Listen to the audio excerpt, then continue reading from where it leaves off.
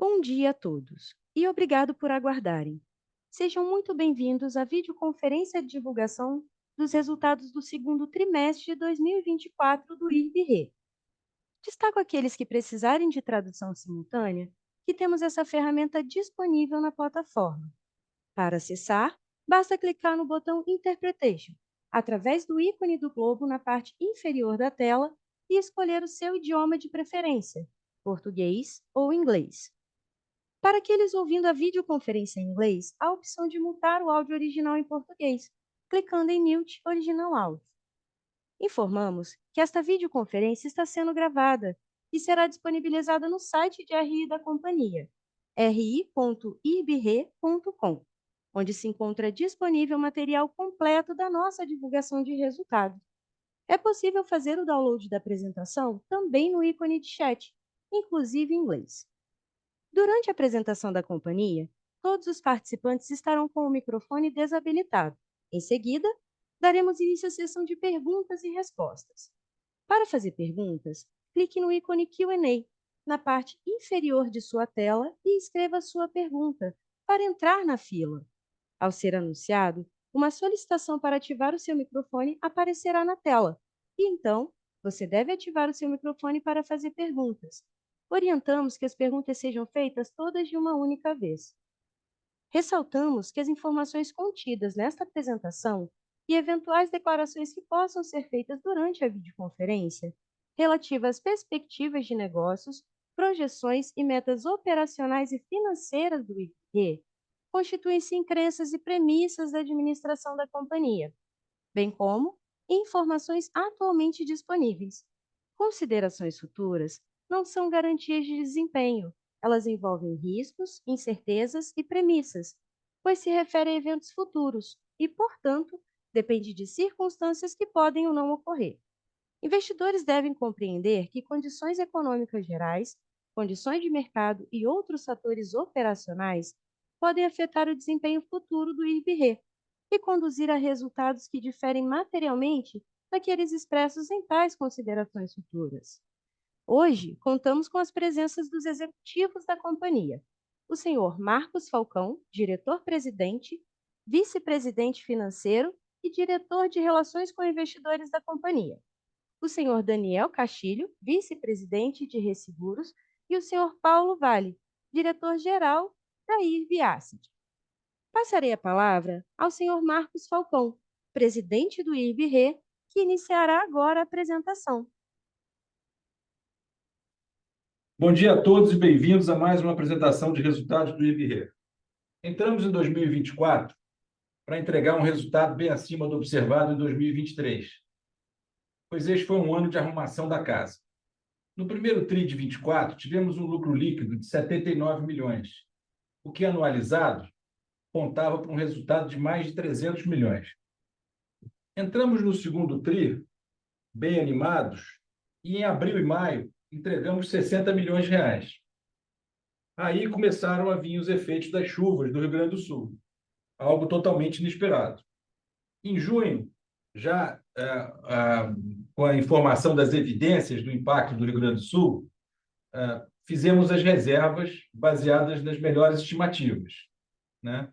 Tivemos avisos que geraram uma PSL de 150 milhões e nós constituímos uma IBNR de 107 milhões, totalizando 257 milhões de reserva.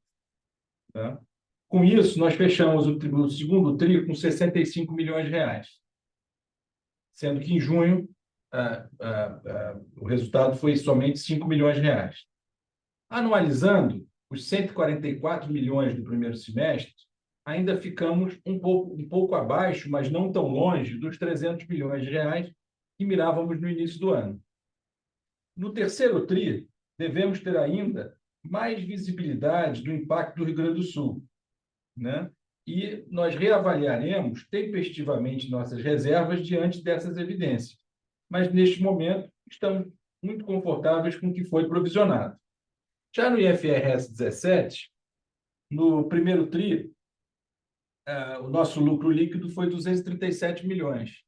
E no segundo TRI, foi 194 milhões, fechando o primeiro semestre com 431 milhões. Lembrando, versus os 144 milhões do IFRS 4. No próximo slide, reportamos a comparação do resultado de underwriting, que no primeiro semestre foi de 156 milhões, já com os impactos do Rio Grande do Sul, fazendo com que o número do segundo TRI ficasse em 33,7 milhões.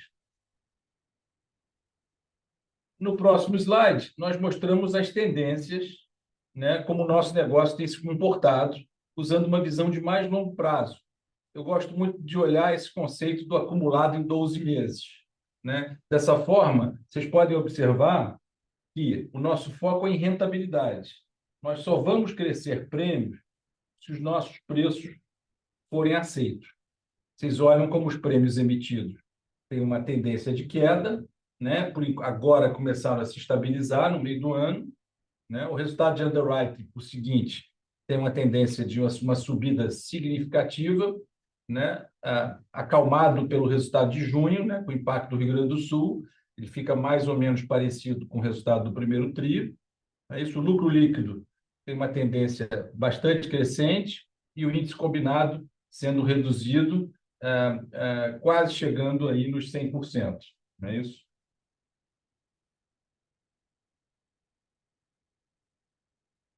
Agora, eu vou passar a palavra para o Daniel Castilho, e ele vai dar mais cor aí sobre os impactos do Rio Grande do Sul. Daqui a pouco eu volto. Bom dia a todos e obrigado por estarem conosco em mais uma apresentação de resultados. Gostaria de fazer mais alguns comentários sobre o evento do Rio Grande do Sul, catástrofe que afetou uma grande parte do estado. Vamos a alguns detalhes do evento. Há exatamente 83 anos, em 1941, ocorre no Rio Grande do Sul, no mês de maio, uma enchente atingindo Porto Alegre e vizinhanças, e as águas atingem 4 metros acima do nível médio. 83 anos depois, em 2024, por coincidência, também no mês de maio, a capital gaúcha, já mais construída e com solos mais permeáveis, é atingida por nova enchente e desta vez as águas ultrapassam os 5 metros acima da média. Portanto, 1 metro acima das águas do evento anterior. Entre 27 de abril e 2 de maio, a região recebeu 700 milímetros de chuva, o que corresponde a 1/3 da média histórica de todo o ano nessa área. A previsão de transbordo de barragens foi dimensionada para ocorrências de eventos 1 em cada 10 mil anos. A barragem Dona Francisca, por exemplo, assim dimensionada, transbordou. A situação do Rio Grande do Sul tem sido um grande desafio envolvendo toda a equipe de subscrição, sinistro e retrocessões. Vou contar um pouco mais sobre o nosso papel no evento. No próximo slide, enumero algumas das atividades realizadas.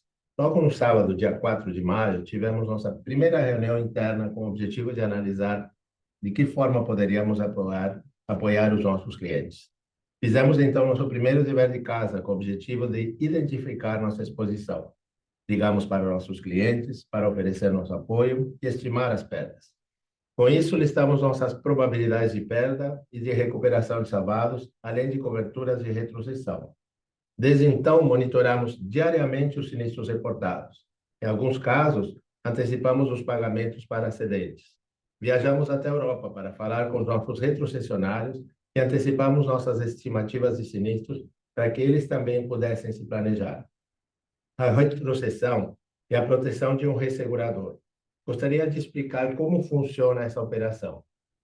Da mesma forma que um segurador se protege com o resseguro, o ressegurador se protege com a retrocessão. Especificamente para eventos como o Rio Grande do Sul, temos uma proteção de retrocessão com limite de perdas máximo, que é chamado de prioridade para as linhas patrimoniais, habitacional e engenharia. Esse limite já foi atingido, o que quer dizer que o pagamento de novos sinistros avisados será recuperado dos retrocessionários. Temos, portanto, uma ótima proteção para os sinistros de ramos patrimonial, habitacional e engenharia. Para os sinistros remanescentes, que são principalmente nas linhas de autos e riscos diversos, fizemos uma provisão de aproximadamente 107 milhões.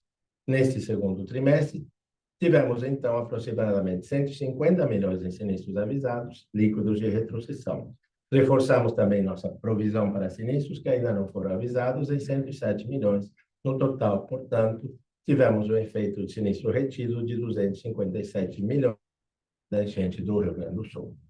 Na conferência de resultados realizada em maio passado, praticamente na semana das enchentes, tínhamos estimado as perdas entre 80 e 160 milhões, naquele momento com pouca visibilidade das perdas efetivas.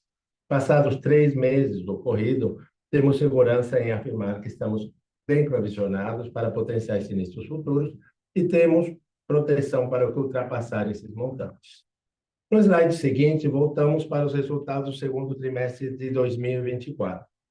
Dentro da nossa estratégia de voltar a concentrar negócios no Brasil, podemos observar no primeiro semestre dos anos 22, 23 e 24, a redução dos negócios internacionais de 23 para 22 e depois 16% no primeiro semestre de 2024. Ao mesmo tempo, podemos ver, no mesmo período, incremento de negócios no Brasil de 65% para quase 78%. Assim, continuamos com a estratégia para concentrar 70% dos nossos negócios no Brasil, 20% na América Latina e 10% para as demais exposições internacionais. Notem que nosso percentual de prêmios na América Latina ainda está baixo, uma vez que as renovações desses negócios só vão ocorrer no terceiro trimestre, uma vez que a maior parte dos clientes latino-americanos renovam seus negócios em 1º de julho. No primeiro semestre de 2024, crescemos 12% no Brasil e decrescemos 35% no exterior. Isso equivale ao segundo trimestre de 2024, um crescimento de prêmios no mercado principal, que é o Brasil, de 18% na região, enquanto no exterior temos ainda uma diminuição de 36%, quando comparamos com o segundo trimestre de 2023, principalmente pela diminuição de uma carteira de vida e rural internacional. No volume de prêmios total, crescemos 3%, lembrando que nosso foco é, antes do crescimento do prêmio, a rentabilidade do negócio. No próximo slide, vamos tratar do histórico de nossa sinistralidade.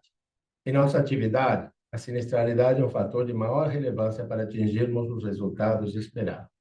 Neste slide, podemos observar a redução do índice de sinistralidade de 77% no primeiro TRI de 2023 para 65% no segundo TRI de 2024, mesmo considerando os 257 milhões de sinistros reservados para o Rio Grande do Sul. Excluindo o Rio Grande do Sul, a nossa sinistralidade seria de 40%. Vale a pena lembrar que a sinistralidade é uma seguradora e a resultante dos contratos firmados nos períodos anteriores. Ela depende fundamentalmente dos processos de avaliação do risco no momento em que são apresentados, assim como da sua adequada precificação. No próximo slide, do índice combinado, que no segundo trimestre de 2024 se reduz em 1,5 pontos percentuais. Lembramos que o índice combinado é o índice que demonstra a saúde da subscrição. Esse índice traz o efeito de anos anteriores. A redução desse índice nos indica que estamos no caminho certo. Podemos observar os principais componentes do índice combinado, que são a sinistralidade e o comissionamento. Apesar da catástrofe do Rio Grande do Sul, nosso índice combinado se reduz de 109% no primeiro semestre de 2023 para 102% no mesmo período de 2024. A sinistralidade, como já falamos, continua a sua tendência de queda em relação aos períodos anteriores. Nesse próximo slide, apresentamos os indicadores-chave da carteira de vida e não vida separadamente. Podemos observar que a carteira de vida tem sido mais volátil, principalmente pelo comissionamento de uma conta importante que encerramos em junho. Quando olhamos a carteira de não vida, verificamos que ela se apresenta bem mais estável, chegando ao índice combinado de 99%, apesar dos eventos do Rio Grande do Sul. Agora volto a palavra ao Falcão para tratar dos itens financeiros. Obrigado, Daniel. Bom, nesse próximo slide, nós apresentamos as despesas administrativas da companhia de uma forma um pouco diferente do que a gente vinha apresentando, né? O que eu gostaria de convidá-los é comparar a despesa do primeiro semestre, tirando a depreciação e contingência. Desse modo, a gente estaria comparando 131 milhões no primeiro semestre de 23 contra 128 milhões no primeiro semestre de 24. Então, as despesas discricionárias da companhia tiveram uma redução de 3 milhões de reais, fora a inflação, né? Então, uma outra forma que eu estou gostando de olhar é olhar as despesas correntes mais pessoal sobre prêmio, que está um percentual de DA, né, já na casa aí de 6,4% no segundo trimestre de 24, né? Então, a nossa meta é olhar essas despesas que a gente pode administrar, né, e procurar ter a menor DA possível, que vai dar muita competitividade. Mas isso a gente alcança também com crescimento de prêmio saudável. No próximo slide, trazemos a evolução das provisões técnicas de sinistros, né? O IBNR e PSL, né? Em relação ao prêmio ganho, né? Vocês podem ver que é um indicador bastante confortável em uma bela evolução, tá? E no próximo slide, a gente analisa também o float, né? Que é aquele indicador, né? O famoso indicador usado no mercado internacional, onde a gente olha o volume de reservas que a gente aplica para ter o resultado financeiro. E vocês podem olhar aqui, tem uma grande evolução, né? Também desde 2020 até agora. Agora eu passo a palavra para o Paulinho Vale, que é o nosso presidente da Asset, que vai falar sobre a nossa carteira de investimentos e resultado financeiro. Obrigado, Falcão. Bom dia a todos.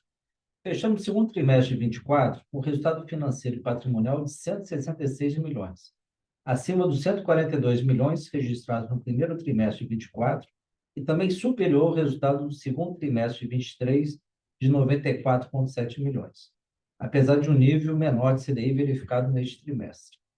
Quanto aos ativos sob gestão, o volume cresceu para 9,1 bilhões contra 8,5 bilhões no segundo TRI de 2023. Entretanto, se excluirmos uma diferença temporária de 400 milhões, decorrente de recebimento de recursos de um contrato específico em junho para pagamento em julho, teremos atualmente um volume de ativos financeiros de 8,7 bilhões, que são os que efetivamente fazemos gestão. Obtivemos bons resultados na carteira, especialmente devido a uma posição líquida em dólares na segunda quinzena de junho, bem como ao bom desempenho do fundo de crédito privado no trimestre. Podemos ver no destaque do gráfico que a variação cambial no segundo trimestre de 24 gerou um resultado positivo de 52 milhões. No próximo slide,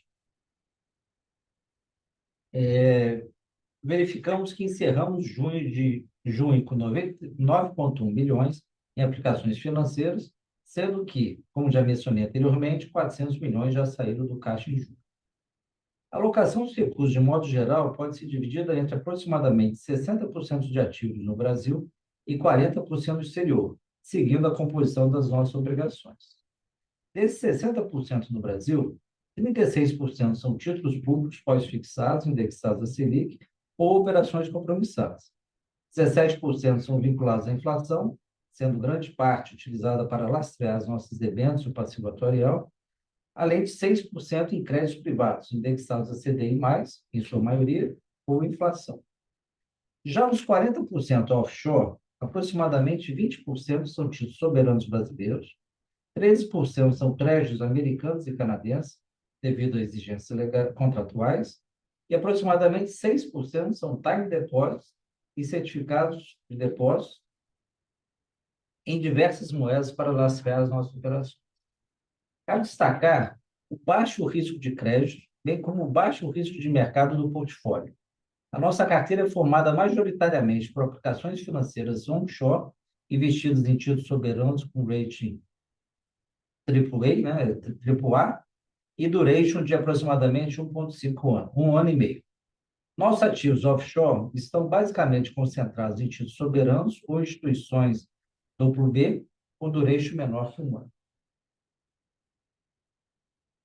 Já neste slide, trazemos o histórico de rentabilidade de nossos ativos. No onshore, separamos a carteira em duas partes. Gestão ativa, compra aproximadamente 74% da carteira, que representa 4,1 bi, com rentabilidade aproximada de 102% do CDI no segundo trimestre de 24. E 2, a gestão passiva, com 26% da carteira, no valor de 1,4 bi, composta basicamente por ativos vinculados à inflação, para o lastro citado anteriormente, e outros ativos com menor liquidez. No segundo trimestre de 24, parte da gestão passiva teve seu desempenho prejudicado, apresentando uma rentabilidade de 25% do CDI, em virtude da reavaliação anual da nossa participação no Shopping Maia em Guarulhos, que impactou 6,5 milhões, e pela queda das ações da Enepar em maio, que impactou 7 milhões. Cabe mencionar que esses dois ativos representam menos de 1% do total das nossas reservas. E o ganho com a variação cambial mais do que compensou essas remarcações. Conforme eu mencionei, foram 52 milhões, contra o impacto negativo de 13,5 milhões. Agora volto a palavra para o Falcão. Obrigado, Paulo. Primeiro, eu queria contar a vocês que eu estou falando sobre esse assunto aqui de risco, porque a Thaís Peters, é a nossa diretora de risco, foi mãe recentemente e ela vai se dedicar um pouco à família nesse período e nós vamos ter uma nova diretora de risco, que está sendo anunciada hoje, vi um comunicado ao mercado hoje cedo, chama-se Eduarda Della Rocque. Muitos conhecem ela, a Duda é uma pessoa muito experiente no mercado de risco e já estava na casa com a gente como consultora, ajudando a gente na evolução da área de risk management, e agora vai assumir como diretora da área e já ela vai estar conosco aqui no próximo call. Tá? Em primeiro lugar, nós vamos falar da suficiência do patrimônio líquido ajustado em relação ao capital mínimo requerido. Conforme o gráfico superior esquerdo, verificamos que o indicador atingiu 820 milhões, uma elevação de 54% em relação ao registrado no fim do ano passado. Esse efeito significa uma suficiência de 182%. Tal resultado se deve principalmente à queda do capital mínimo requerido. A redução do requerimento de capital na comparação anual, ou seja, segundo TRI de 23 contra o segundo TRI de 24, de 1,4 bilhões para 1 bilhão.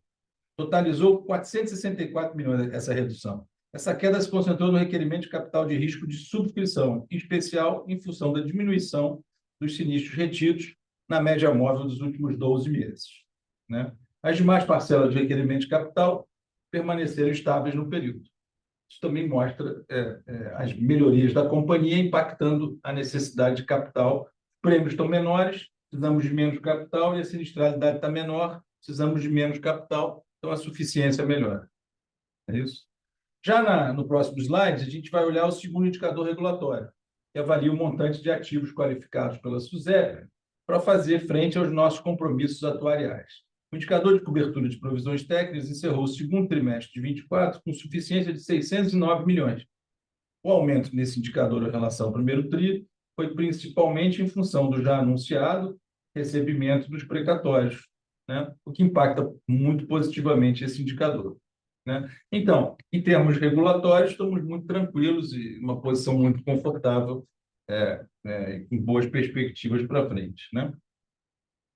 Nessa sequência, agora, nós temos o slide do IFRS 17. Né? A gente pode observar um lucro líquido de 194 milhões no segundo trimestre, contra um prejuízo de 37 milhões no segundo trimestre de 23.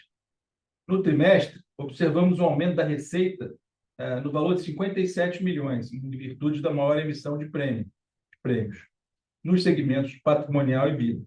As despesas com resseguros aumentaram 572 milhões, em função principalmente dos sinistros do Rio Grande do Sul. Vale destacar que a companhia possui retrocessão para a maior parte desses sinistros, como o Daniel já mostrou anteriormente. Por isso, é possível observar uma variação do resultado líquido com contratos de retrocessão no valor de 765 milhões. Por fim, o resultado financeiro teve aumento de 136 milhões, impactada principalmente pela variação cambial do trimestre, como o Paulo Vale acabou de falar. Reitero também que a gestão da empresa continua sendo com base na metodologia do IFRS 4, que é a metodologia adotada pelo nosso órgão regulador setorial, a SUSEP. Né? Então, lembrando que o IFRS 17 diferencia muito do IFRS 4, uma nova metodologia e nós vamos acompanhando aí, reportando a cada trimestre. Eu acho que até o fim do ano vai estar todo mundo mais confortável com esses números, né? No próximo slide, queria basicamente mostrar um slide do tema de ASG e eu acho que tem dois destaques importantes aqui no IRB, né, que a gente gosta que a gente se orgulha. Primeiro é que a gente conduz um programa de jovem aprendiz há mais de 20 anos, né, e a gente foca na contratação de jovens entre 16 e 20 anos em situação de vulnerabilidade social. Nos últimos 10 anos, em torno de 100 jovens vivenciaram a primeira experiência profissional no IRB. O programa conta hoje com 10 jovens, tem entre 16 e 20 anos. 71% são mulheres, 90% não brancos. O outro programa que nos orgulha muito é um programa de inclusão da pessoa com deficiência, o programa PCD. O IRB possui esse programa voltado para pessoas com deficiência auditiva. O programa conta hoje com 10 pessoas em posições de níveis hierárquicos distintos em diversas áreas. Temos uma empresa que nos assessora com intérprete de Libra nas reuniões. Já temos vários funcionários nossos que já também falam em Libras, né? Cada trimestre, esse grupo tem encontro com várias pessoas, trabalhamos também vários temas de interesse corporativo. É sempre uma alegria ter essas pessoas entre nós aqui, sendo desenvolvidas e naturalmente tratadas na casa. Para finalizar, eu queria só mostrar um pouquinho dos próximos eventos que vão acontecer, né? Então, esse slide, a gente divulgou em junho agora o relatório de sustentabilidade. Em junho, a gente já fez o kickoff do nosso orçamento depois de renovar os contratos internacionais. Nós fomos premiados aí pelo Great Place to Work, uma das 50 melhores empresas para se trabalhar, né, na categoria de médio porte no Rio de Janeiro. E estamos hoje divulgando os resultados. Acho que os próximos eventos relevantes do semestre, em outubro, a gente vai renovar os contratos de retrocessão, né? Vai ser um trabalho intenso depois das chuvas do Rio Grande do Sul. Em novembro, a gente está aqui junto de novo, no dia 12, para divulgar os resultados do terceiro TRI. E no início de dezembro, a gente pretende fazer um Investor Day, que vai clarear bastante todos os eventos do Rio Grande do Sul, que aconteceu o impacto do IRB, e a gente vai ter uma visibilidade para o ano de 2025. Né? Com isso, podemos abrir para a sessão de perguntas e respostas e agradeço a todos. Agora, começaremos a sessão de perguntas e respostas. Lembrando que, para fazer perguntas, vocês devem clicar no ícone Q&A na parte inferior da tela e escrever a sua pergunta para entrar na fila. Ao ser anunciado, uma solicitação para ativar o seu microfone aparecerá na tela, e então você deve ativar o seu microfone para fazer perguntas. Solicitamos, por gentileza, que as perguntas sejam feitas todas de uma única vez. Vamos à nossa primeira pergunta. É do Ricardo, analista sell-side do BTG Pactual. Ricardo, iremos habilitar o áudio para que você possa realizar a sua pergunta. Ricardo, pode prosseguir, por favor. Bom dia, pessoal, e obrigado pela oportunidade de fazer perguntas. Eu tenho três aqui do meu lado. A gente viu outro trimestre de crescimento forte, né, nos prêmios do Brasil. E olhando para frente, né, você tem o Plano Safra, que saiu recentemente, mostrando um bom crescimento e pode ajudar, né, nos prêmios de rural. E pelo que a gente sabe, a EB está voltando a ganhar share com a parceria, né, da Brasil Seg, né, pelo BB Seguridade. Se combinar tudo isso com os prêmios internacionais ficando cada vez menos relevante, a gente tem a expectativa, né, de uma aceleração de crescimento de prêmios nos próximos trimestres. Eu queria checar com vocês se isso faz sentido, né, o que pode ser um patamar razoável de crescimento dos prêmios, né, no segundo semestre ou no ano que vem.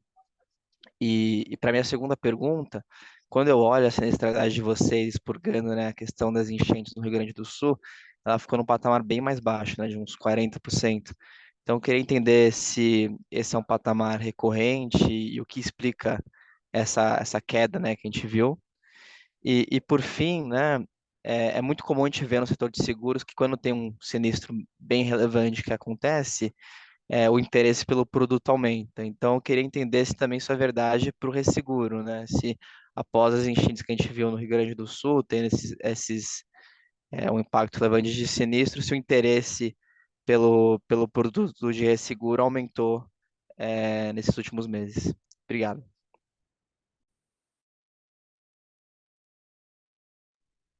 Ricardo, Falcão, bom dia, tudo bem?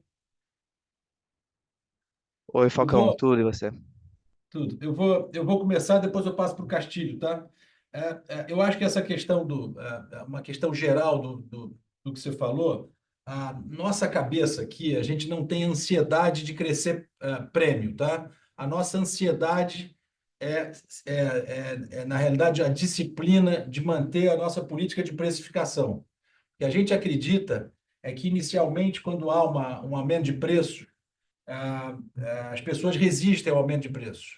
Tá? Então, a elasticidade de preço ela é decrescente, ela começa muito alta nesse momento que a gente está, por isso que a gente não tem crescido muito prêmio, crescemos geografia, que o Daniel vai explicar melhor, mas o que a gente encontra é uma elasticidade de preço. A BB Seguridade também teve esse problema no agro, quando ela subiu os preços no agro decorrente dos eventos passados, né? Toda a reprecificação do ano passado. E a produção dela, como ela reportou, e o mercado todo viu, ela sofreu um pouco, né, com essa elasticidade. O que a gente acredita, pela experiência internacional e conversando com os nossos peers internacionais, é que essa elasticidade de preço é decrescente. Então, a gente espera que os nossos preços sejam melhores aceitos indo para frente. A velocidade que isso acontece, Ricardo, a gente não sabe. Tá? Agora, de novo, a gente não vai privilegiar crescimento de prêmio se tiver que baixar preço. A gente não baixa preço de forma nenhuma. Eu acho que isso é muito importante deixar isso claro. Tá? Passar para o Daniel agora, que ele fala das questões mais do business aí com você.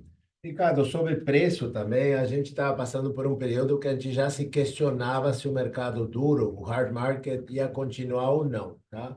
O Rio Grande do Sul demonstrou que muita gente não tinha cobertura e demonstrou muita demanda de cobertura para eventos semelhantes catastróficos.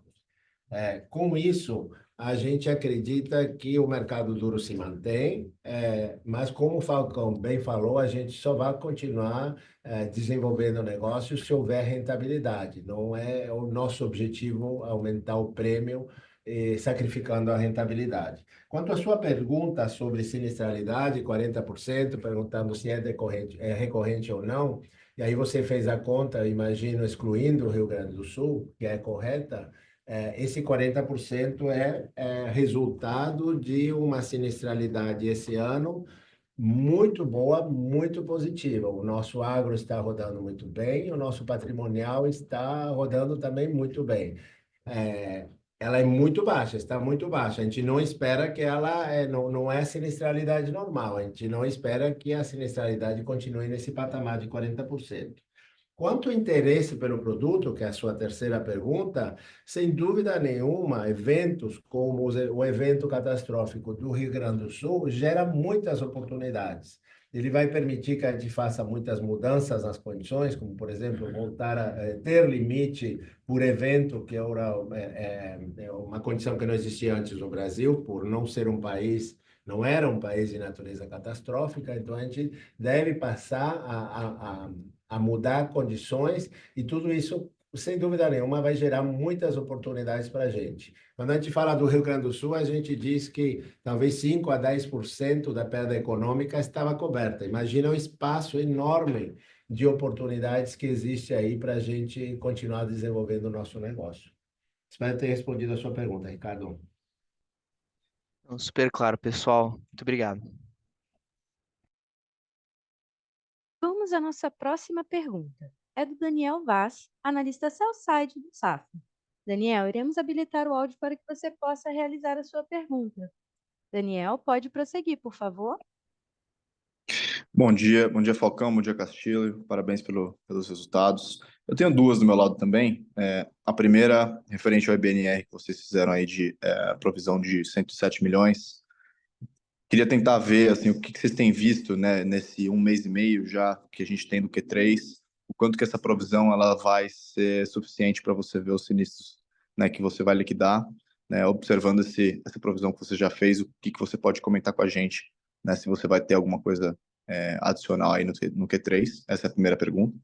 E a segunda é na janela de renovação de mediano, né, eu queria entender com vocês como que foi, assim, esse pricing, o repricing, na verdade, né, na renovação, o que vocês têm percebido. A gente ouviu, né, o Falcão falando de elasticidade de preço decrescente, então, assim, eu queria tentar entender o que pode ser considerado, né, assim, para um horizonte de 12 a 18 meses de crescimento de prêmio aqui, porque se a gente fala, né, assim, de um pricing que vocês estão colocando um pouco maior, né, vocês têm o combined ratio target aí, se eu não me engano, você pode reconfirmar isso de 95%. O que vocês têm encontrado de dificuldade, né, nessa renegociação? O que a gente pode esperar para 2025, assim, tentando nós analistas aqui colocar como premissa de modelo para crescimento de prêmio? Obrigado. Daniel, tudo bem? Bom dia. Obrigado aí pelas perguntas. Eu vou responder a primeira e depois a mais difícil eu passo para o Castilho, tá? Então, o IBNR de 107 milhões, que a gente começa o TRI, a nossa visibilidade, que você perguntou do Q3 aí, no mês de julho, ele já, pelas evidências que nós temos, ele foi mais que suficiente. Em agosto está muito cedo ainda para a gente ter alguma coisa. A gente acredita que tá bem provisionado, mas a gente, obviamente, se vier algum evento que aconteça ainda no mês de agosto ou em setembro, a gente não vai hesitar em aumentar a provisão se necessário. O que eu acho importante entender é que a gente considera que já aconteceu mais ou menos, pelo menos 70% do impacto do Rio Grande do Sul. Se tiver alguma coisa que seja no Q3 e no Q4. Esses 30% tem gente aqui dentro da casa que acha que é menor ainda, né? Eu estou sendo aqui conservador. Então, acho que a gente, Daniel, com a nossa visibilidade hoje, estamos bem provisionados, mas tenha certeza que se acontecer mais evidências, a gente tempestivamente fará provisões, tá? Mas o grande impacto já aconteceu. Passo para o Daniel aqui. Daniel, como você, é o Daniel Castilho aqui falando, como você sabe, e como a gente tem repetido muitas vezes, é a nossa estratégia ter 70% de negócios no Brasil, 20% na América Latina e 10% no resto de outros mercados. A América Latina é de muito interesse para a gente, e no ano passado a gente praticamente se concentrou em mapear oportunidades na América Latina. O negócio da América Latina se renova principalmente no mês de julho e depois tem alguma coisa que se renova em setembro e outubro, mas a maior parte é no mês de julho. Nesse mês de julho passado, nós fizemos muitas cotações daqueles negócios que nós tínhamos mapeado no ano passado, e essa renovação foi muito bem. A gente não só renovou, como conseguimos fazer novos negócios, tanto em contratos como em facultativos. É importante dizer que o nosso objetivo na América Latina é também sermos líderes desse mercado, como o Falcão falou logo no início, se repete a mesma história para a América Latina, que a gente só vai fazer negócios na América Latina sempre quando a gente entenda a exposição e consiga cobrar o preço para chegar àquela rentabilidade que a gente deseja. Espero que eu tenha respondido as suas perguntas, Daniel.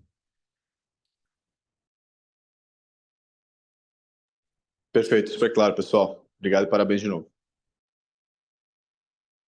Vamos à nossa próxima pergunta. É do Gabriel Guzan, analista sell-side do Citi. Gabriel, iremos habilitar o áudio para que você possa realizar a sua pergunta. Gabriel, pode prosseguir, por favor. Oi, bom dia, pessoal.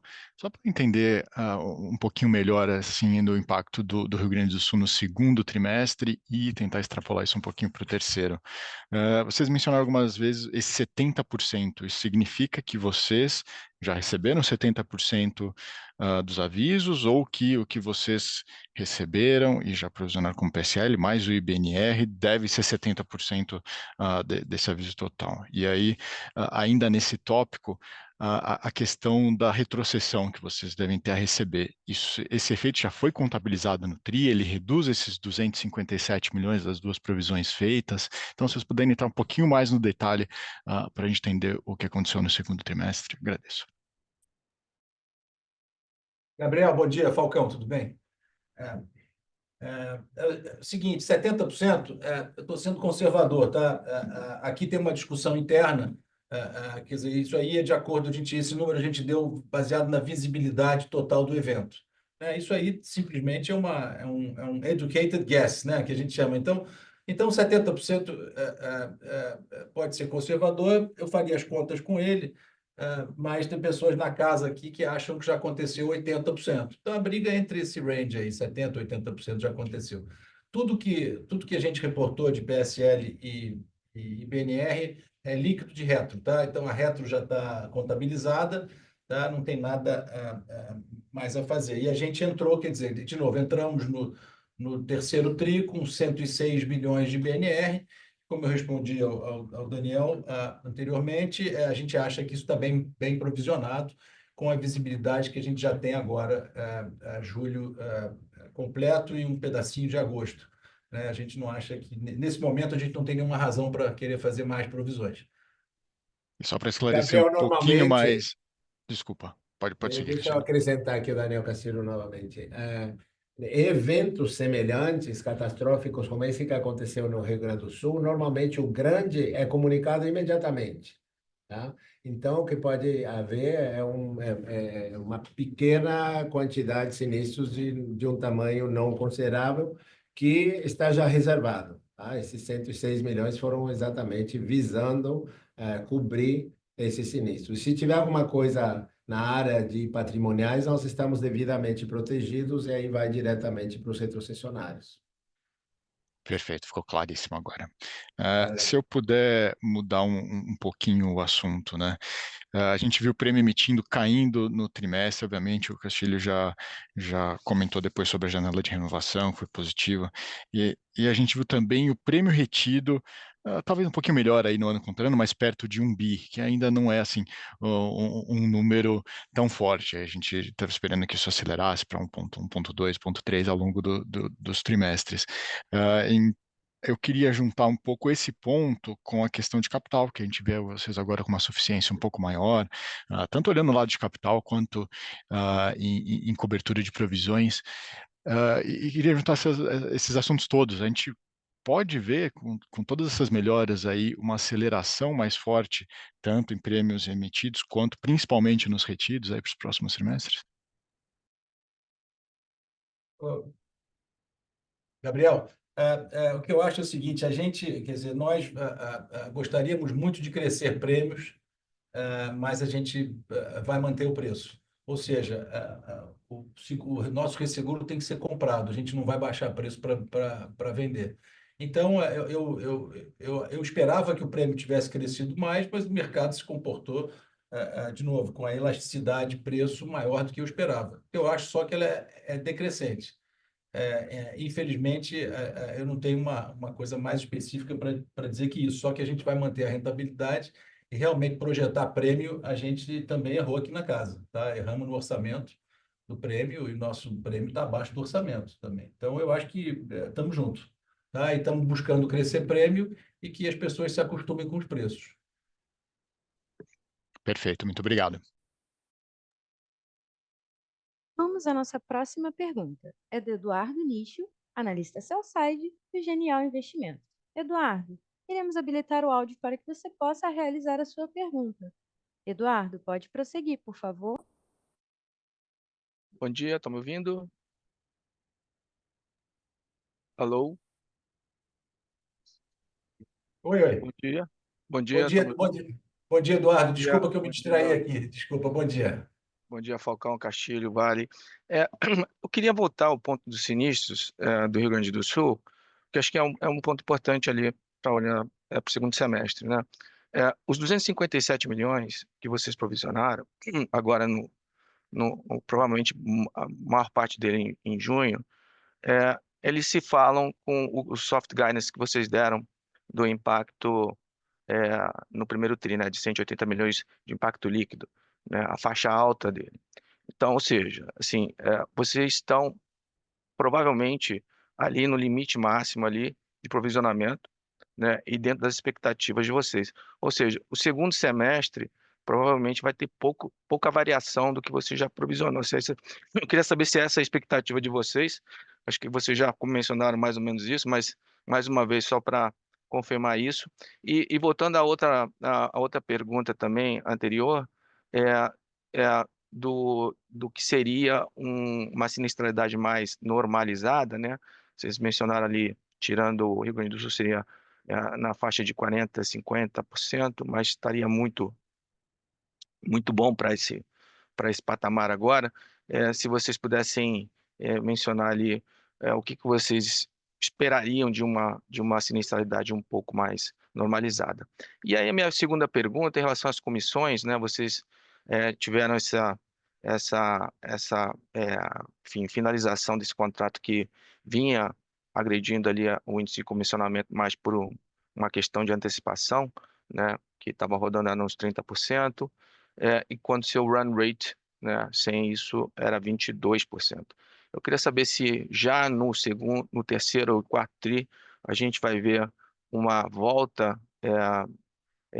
desses 20 para o patamar de 22%, e se essa volta vai ser gradual ou vai ser já no terceiro tri a gente vai ver um impacto maior. Obrigado. Eduardo, obrigado pelas tuas perguntas. Eu vou começar numa ordem ao contrário e depois o Daniel me ajuda aqui. Primeiro, o comissionamento. Comissionamento rápido, volta realmente como você espera. É exatamente isso. Então, com o cancelamento desse contrato, esse número vai ficar estabilizado, quer dizer, vai ficar estabilizado. Ele vai voltar para os patamares de 22%, 22%, como você falou. Tá? A outra pergunta tua dos sinistros, desculpa, do provisionamento do Rio Grande do Sul, o que eu acho importante você notar que tem uma compensação, a gente tem uma compensação de resultado justamente da rentabilidade dos outros ramos na nossa carteira. Ou seja, essa sinistralidade baixa deu uma rentabilidade maior. Isso também ajudou o resultado o impacto do Rio Grande do Sul no segundo tri. Tá? Então, eu acho que não pode desprezar isso. Eu acho que está, de novo, eu já falei algumas vezes aqui hoje, a gente realmente, quando a gente deu aquele guidance do Rio Grande do Sul no call passado, o call foi 15 de maio, se eu não me lembro, se eu não me engano. O evento tinha 10 dias. Então, realmente, eu acho que a gente foi valente no guidance, e o guidance realmente chegou na faixa de cima, a gente não tinha nenhuma visibilidade, mas não fugiu muito disso. Né? E a gente está, nesse momento, com as evidências que a gente continua muito tranquilo, não só com as nossas provisões para encarar aí o que falta da metade do terceiro tri e até o fim do ano com isso. Né? Vamos ver se continua assim as evidências. Deixa o Daniel falar da parte de sinistralidade. Quanto à sinistralidade, nós estamos fora o Rio Grande do Sul com uma sinistralidade em torno de 40%, Eduardo, mas ela é totalmente atípica, ela é muito melhor do que a gente esperava. Isso nos ajudou muito no Rio Grande do Sul, mas a gente está rodando um ano com o agro com resultados muito bons e um ano com o patrimonial com resultados muito bons. Então, esse 40%, se você me perguntasse o que eu esperava, eu esperaria em torno de 60% de sinistralidade, seria aceitável e ainda gerando lucratividade. Tá? Quanto ao 257, que você perguntou, ele é líquido de retrocessões. Né? Então, como é que funciona? Nós temos uma proteção muito boa para a parte patrimonial, habitacional, industrial, comercial, que funciona como uma franquia, então até aquela franquia nós pagamos e acima disso vai para o retrocessionário. Então, quanto ao patrimonial, estamos muito bem cobertos, qualquer novo sinistro que aparecer, ele vai para a retrocessão, e depois temos aquela outra parte que não tem cobertura, que é o RD Automóveis, que é exatamente a área onde a gente gerou essa provisão de mais 106 milhões. Então, consideramos que estamos muito bem protegidos para qualquer desenvolvimento futuro. Perfeito, super claro, e parabéns pelos resultados.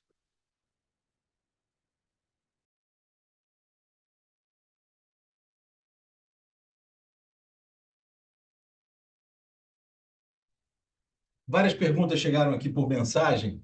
Eu vou fazer o que eu tenho feito nos calls passados, de fazer um pupurri aqui, tentar responder a todas essas perguntas aqui, bate-pronto, tá? E, a primeira pergunta sobre dividendos, acho que é uma pergunta recorrente. Primeiro, para ficar esclarecido, nossos dividendos a gente usa como a metodologia contábil o IFRS 4, tá?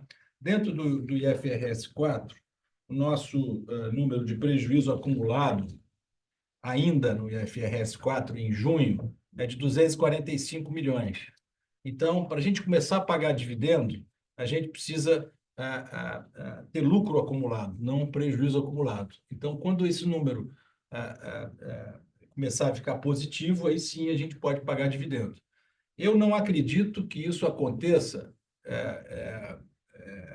antes do início do ano que vem. Então, provavelmente entre o segundo tri, terceiro tri do ano que vem, a gente deve ter esse número positivo. Essa é a nossa expectativa, né?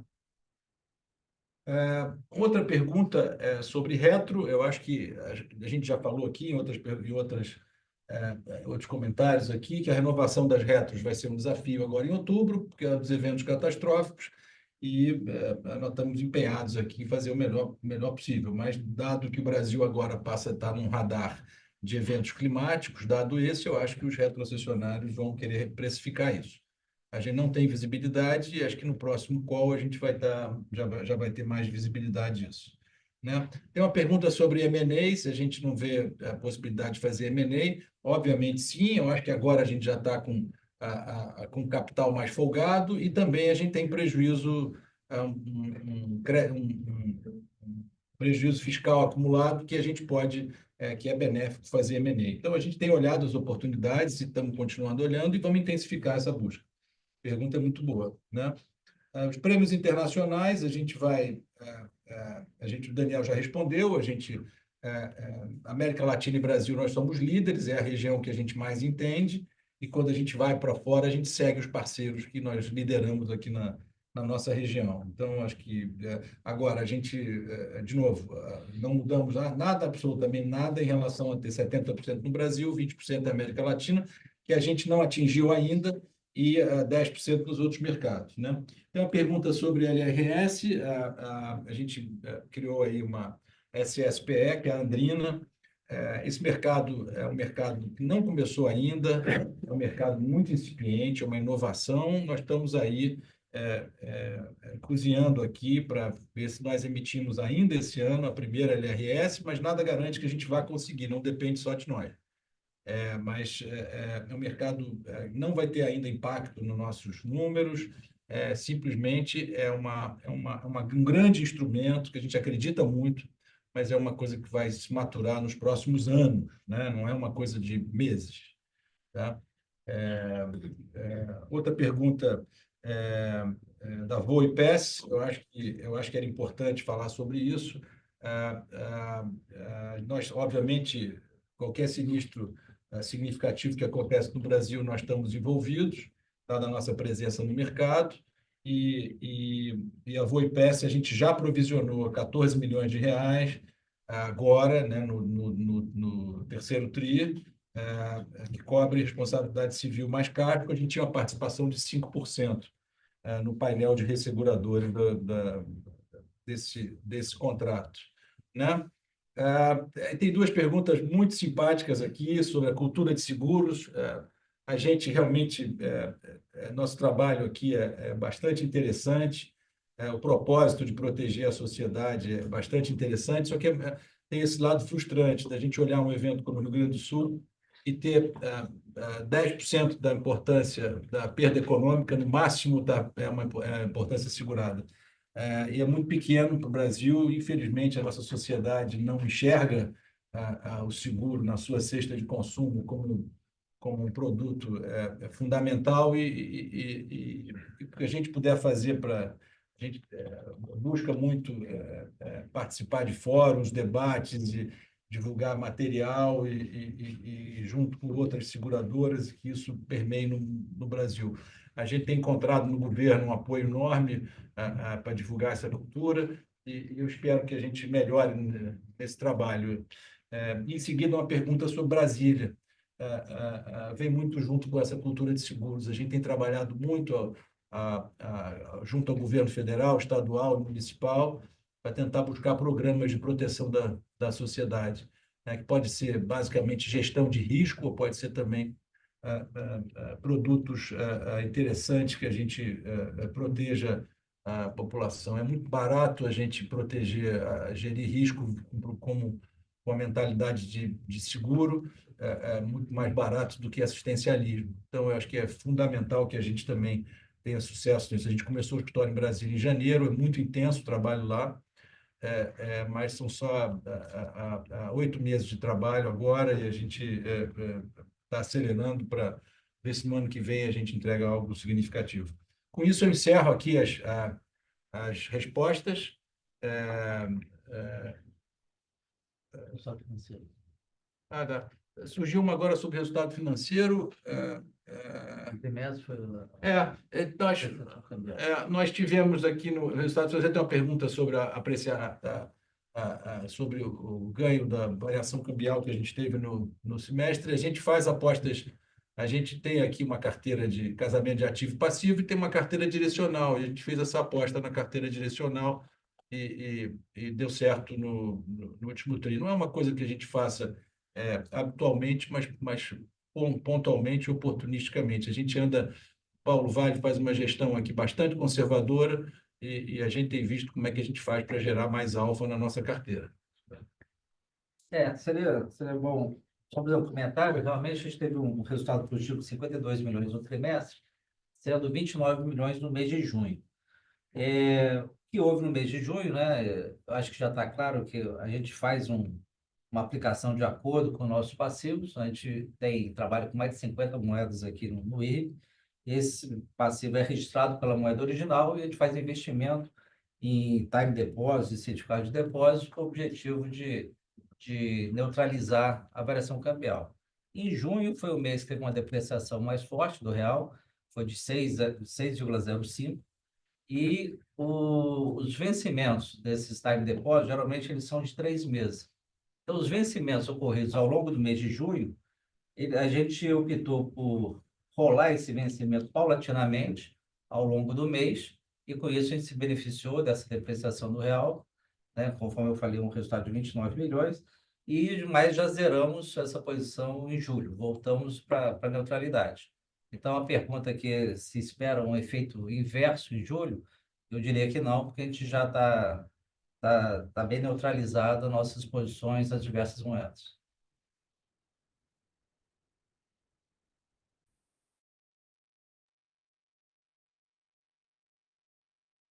A sessão de perguntas e respostas está encerrada.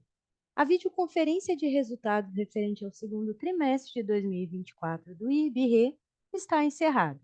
O Departamento de Relações com Investidores está à disposição para responder as demais dúvidas e questões. Muito obrigada aos participantes e tenham todos um bom dia.